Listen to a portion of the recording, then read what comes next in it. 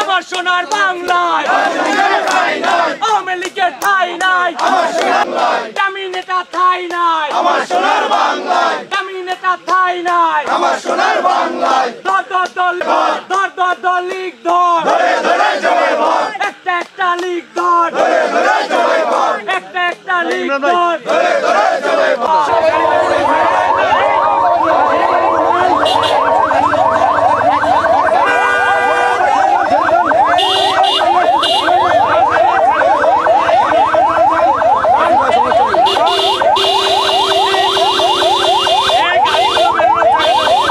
ক্যামেরায় wow, style দেখাও, Xenon X21 পারলে ঠেকাও। আপনার এই গ্রামে দোসর আওয়ামী লীগ এই সালাউদ্দিন তো আপনার অনেক গরিব দুঃখী সম্পদ লুট কিনেছে।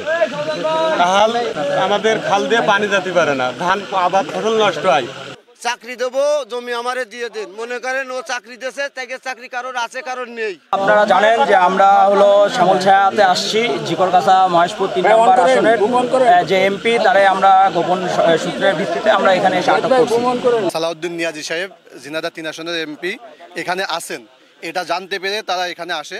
আসার পরে তাকে এখানে পাওয়ার পরে তারা তাকে যখন আটক করতে যায় তাদের মারধর করে এবং তাদের গাড়ির চাবি কিন্তু এখন পর্যন্ত তাদের কাছে।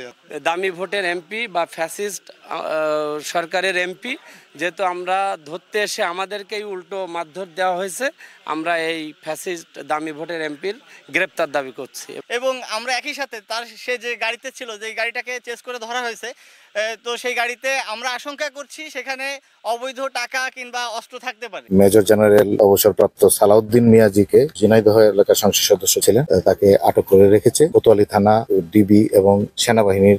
মেজর জেনারেল অবসরপ্রাপ্ত মিয়াজি ঝিনাইদহ সদর থানার একটি মামলার জড়িত আসামি।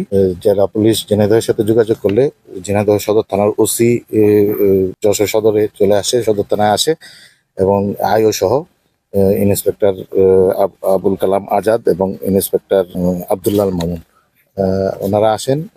ওনারা আসার পরে তাদের নিয়মিত মামলা যেহেতু জড়িত আসামি, আমরা তাদের কাছে হস্তান্তর করি।